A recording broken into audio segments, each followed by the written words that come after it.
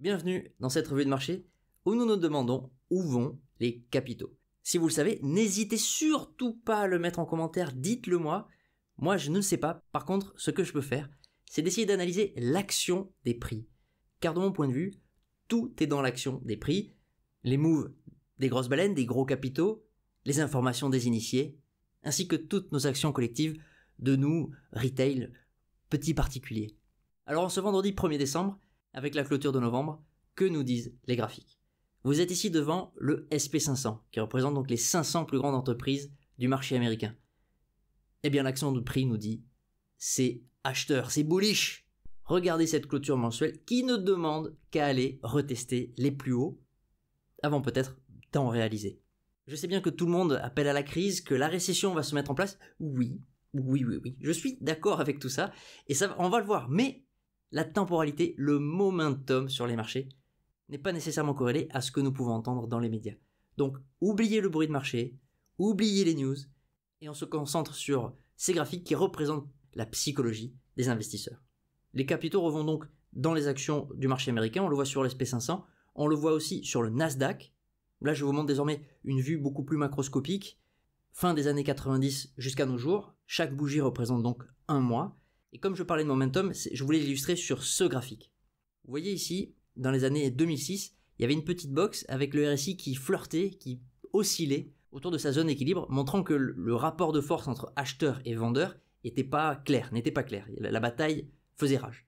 On a retrouvé un peu cette petite box ici, là, en fin d'année 2022, début d'année 2023. On s'en est extrait par le haut, un peu comme ici. Et ce que je voulais vous montrer, c'est que même si les probabilités sont très très hautes d'avoir une récession économique, donc que le marché américain, même les actions américaines, souffrent de cette récession économique, nous le verrons apparaître dans les graphiques, peut-être que dans 6 mois, 10, 12, 15 mois, personne ne le sait. Enfin, si vous le savez, dites-le moi, vraiment en commentaire, écrivez-le moi, mettez-moi la date, faites des paris, allez-y, lâchez-vous. Et pour en revenir à 2007, vous voyez qu'il aura fallu attendre la fin de l'année 2007, voire le début de l'année 2008, avant que la crise se matérialise dans le graphique.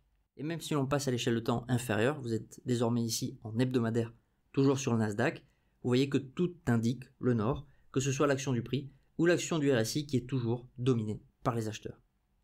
Petit passage sur Bitcoin, vous êtes en mensuel, a priori le point bas est probablement fait, le RSI est en train de se réorienter gentiment du côté de la force des boules, et la clôture mensuelle, si je zoome, s'est effectuée encore sous résistance, donc ça va demander confirmation.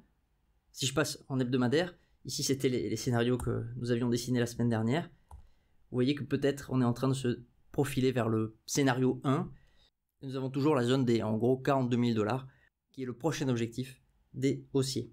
Le RSI lui s'approche de la zone de surachat, ça pourrait amener une accélération. Si nous l'avons maintenant, l'accélération, le retour de bâton sera tout aussi fort, vous pouvez en être certain. Donc soit vous êtes dans le train, vous vous asseyez et vous regardez ce qui se passe, soit si vous souhaitez rentrer, peut-être serait-il plus prudent d'attendre un retracement important qui arrivera tôt ou tard.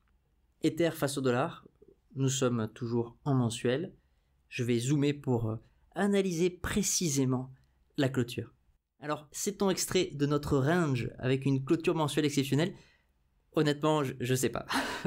C'est une jolie clôture, clôturée dans les mèches, là, clôturée au sommet, à la limite de cet énorme range qui a quand même débuté en juin 2022. Mais il va falloir confirmer. Le scénario, un des scénarios que nous avions vu la semaine dernière avec un retracement avant peut-être une sortie de range est toujours possible. Vous voyez que le RSI est pile sur sa zone d'équilibre. Il peut tout à fait encore repartir vers le bas. Si je passe en hebdomadaire sur cet énorme range, cette semaine-là n'est pas clôturée encore. On voit que l'action des prix consolide sous résistance, ce qui peut être bon signe, hein. Mais dans l'idéal, évidemment, il faudrait voir la semaine clôturée au-dessus des mèches, c'est-à-dire clôturée au-dessus de 2132 $. Passons à la paire ETH face au Bitcoin, donc c'est pour évaluer le rapport de force entre Ethereum, qui représente en gros les alts, et le Bitcoin. Si je zoome, on voit que la clôture mensuelle n'a pas réussi à réintégrer cet énorme range, pareil, qui a débuté en mai 2021. Et donc, pour le moment, le scénario le plus probable est la poursuite à la baisse. Maintenant, si nous regardons en hebdomadaire, nous voyons que le prix consolide, la volatilité diminue, et comme toujours, après une réduction de la volatilité, lorsqu'elle reviendra, ça partira dans un sens ou dans l'autre. Et d'ailleurs, en fonction de votre biais, c'est un excellent exemple pour illustrer le fait qu'on peut parier dans les deux sens. Les acheteurs pourraient, par exemple, chercher un pari asymétrique qui ressemblerait à quelque chose comme ça. Vous risquez 1 pour gagner 4,30. Et pour les baissiers, vous avez par exemple ce pari-là, avec un risque-récompense un peu inférieur. Vous risquez 1 pour gagner 2,51. Mais peut-être que ce pari est plus probable que l'autre. Bien malin, celui qui pourra le dire. Alors ressortons de notre marché crypto et repassons à l'actif le plus liquide de la planète. Il s'agit bien sûr du dollar US. Vous êtes ici devant le dollar index en trimestriel, vu très long terme, fin des années 60 jusqu'à nos jours, pour lister que malgré tout sur ce très long terme, le dollar index a une tendance baissière qui est sur une zone clé pour savoir si nous allons changer de tendance, repasser en tendance haussière, ou si nous allons poursuivre à la baisse. Alors le trimestre n'est pas clôturé, mais je voulais illustrer l'image de fond. Maintenant, passons en mensuel. Vous regardez désormais une période qui s'étale de 2014 à nos jours. Chaque bougie équivaut à un mois. Et il est vrai que la clôture de ce mois est absolument horrible pour les haussiers. Les vendeurs ont montré de la force. Et vous voyez que ces 3 petites bougies d'affilée là représentent une figure de retournement. Même si, au niveau du RSI, on est retourné sur la zone d'équilibre. Donc il va falloir encore confirmer pour les vendeurs, notamment pour enfoncer cet énorme support. Cette zone, en gros, autour des 100-102 au niveau du dollar index, est une zone difficile à franchir pour l'action des prix dans un sens ou dans l'autre.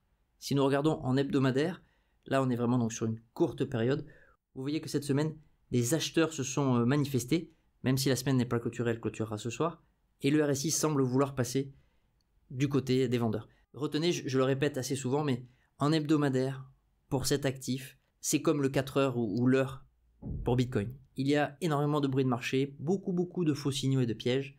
Donc on peut surveiller l'hebdomadaire, mais il est préférable d'attendre des confirmations mensuelles. Pareil ici pour le gold, pour l'or, vous êtes donc en mensuel. Passer un hebdomadaire n'a pas beaucoup d'intérêt, sauf si évidemment vous voulez faire du trading court terme, mais les graphiques sont beaucoup plus propres en mensuel et en trimestriel. L'or est donc haussier sur le long terme. Nous sommes dans une latéralisation des prix qui évolue depuis août 2020. Et si je zoome donc sur cette dernière période clé, vous voyez que la clôture de ce mois est la plus haute clôture de tous les mois, de tout ce range. Le RSI est toujours dominé par les acheteurs après un petit piège qui s'est déroulé en septembre 2023. Mais donc vous l'avez compris, tout indique pour le moment le nord. Nous sommes en train d'ailleurs de retester les plus hauts. Et il est possible, alors, dans les semaines, dans les mois, le momentum encore une fois, personne ne peut vous le dire. Mais pour le moment, l'action des prix nous indique qu'il est très probable que l'or casse à la hausse prochainement. Passons au pétrole US. Vous êtes en mensuel. Rappelez-vous que le RSI donc, est toujours dominé par les vendeurs. La clôture est pile sur la zone d'équilibre. Nous avions vu déjà les fois précédentes que l'action des prix avait réintégré ce range qui a débuté en novembre 2022. Latéralisation des prix qui oscille autour de cette zone clé, en gros autour des 75-76 dollars le baril de pétrole. Si je zoome sur la dernière période et que je passe en hebdomadaire, il ne se passe pour le moment rien de spécial. Les prix latéralisent. On va dire que c'est le statu quo. Est-ce que les acteurs du marché observent, attendent de voir ce qui se passe? Il est comme suspendu en attendant les prochains événements géopolitiques. Enfin, les obligations US. Cette semaine, je vous montre les obligations à 10 ans qui ont vu un regain d'intérêt avec le marché qui anticipe ce qu'on appelle le pivot de la Fed, c'est-à-dire le moment où la Réserve fédérale américaine va à nouveau rebaisser ses taux. Vous avez d'ailleurs ici en orange les taux de marché et le prix des obligations à 10 ans du marché américain. On pouvait voir une divergence haussière entre le RSI et l'action des prix sur le marché secondaire de ces actifs. Le chemin risque d'être encore long pour retourner véritablement l'action des prix, mais nous assistons peut-être à des premiers signaux. Merci de m'avoir écouté, claquez le pouce, prenez soin de vous, abonnez-vous et à très vite.